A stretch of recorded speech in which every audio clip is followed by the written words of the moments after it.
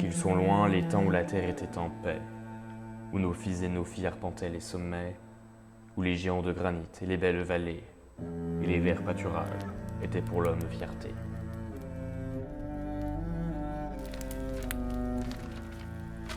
Ici, tout n'est plus que désespoir et amertume. L'abondance devient famine, la fraternité trahison, la vertu vice.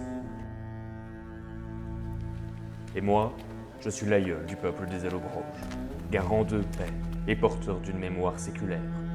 Mais aujourd'hui, il nous est devenu étranger le pays de nos pères, celui des belles vallées et des verts pâturages. Et moi, je couche ici mes derniers mots. Les prophéties les plus sombres prédisent à notre égard un funeste destin. Ils deviendront immémoriaux, les temps bienheureux et insouciants du peuple des Allobroges.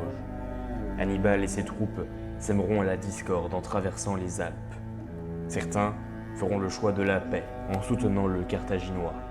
D'autres, refusant l'asservissement, feront celui du combat dans la crainte pour une liberté séculaire à laquelle ils ne peuvent renoncer.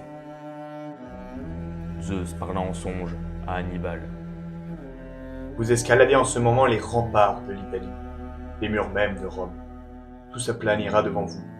Une bataille, deux tout au plus, et le boulevard de l'Italie est en vos mains. Venez au chevet des belles vallées et des géants de granit. Vous deviendrez les gardiens d'une civilisation meurtrie, de l'honneur du peuple des montagnes qui a forgé sa légende au gré des siècles. Vous serez rempart à la barbarie.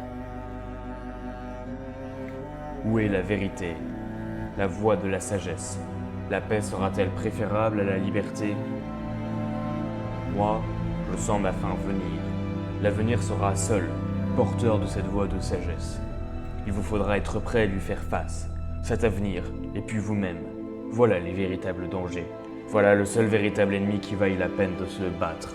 Voilà le seul ennemi qui vous impose d'être prêt à tout et pour toujours.